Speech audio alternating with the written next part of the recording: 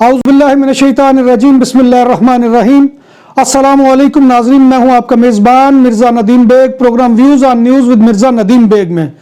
नाज़रीन मोहतरम, आज मैं एक प्रोग्राम आपके सामने लेकर आया हूं कि जिसमें एक ब्रेकिंग न्यूज़ जो है वो आपके सामने पेश करना है। और इस ब्रेकिंग न्यूज़ का ताल्लुक जो है वो दुनिया मोबाइल के सबसे बड़े इवेंट मोबाइल वर्ल्ड कांग्रेस से है, जो 24 से 27 फरवरी तक बार्सिलोना में होना थी, उसको कैंसिल कर दिया गया है।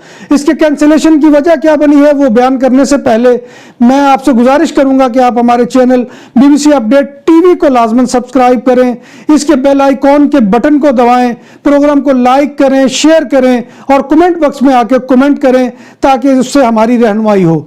तो नाज़रीन मोहतरम, आज की ब्रेकिंग न्यूज़ ये है कि मोबाइल वर्ल्ड कांग्रेस जो 24 से 27 फरवरी तक बार्सिलोना में होना थी वो कैंसिल कर दी गई है। और उसके कैंसिलेशन की वजह वो वबा बनी है कि जिसने इस वक्त पूरी दुनिया को अपनी लपेट में लिया हुआ है। और ख़ास तौर पर इसका सेंटर जो है वो चीन है।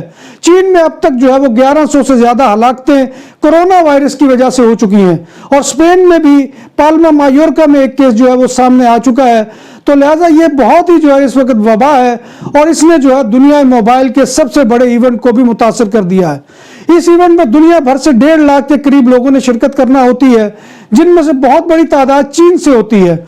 और इस इवेंट में जो है दुनिया मोबाइल की सबसे बड़ी कंपनियां जो है वो अपने मोबाइल और नित नई टेक्नोलॉजी जो है वो मुतारिफ करवाती हैं। हैरतों की एक दुनिया होती है कि जो इस वक्त जो है वो कैंसिल कर दी गई है।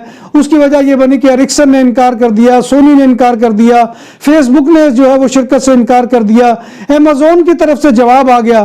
तो उसके बाद जो है इतनी बड़ी कंपनियों के ना होने की वजह से इस इवेंट की जो है वो रौनकें मान पड़ जानी थी।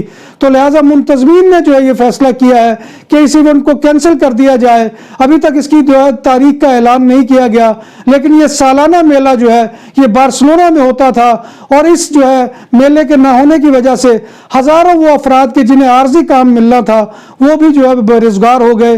और स्पेन में जो है बेरोजगारी की शरह पहले ही बहुत ज़्यादा है, लेकिन इस इवेंट से जो आर्जी काम की एक तवक्को थी वो भी ख़त्म होकर रह गई।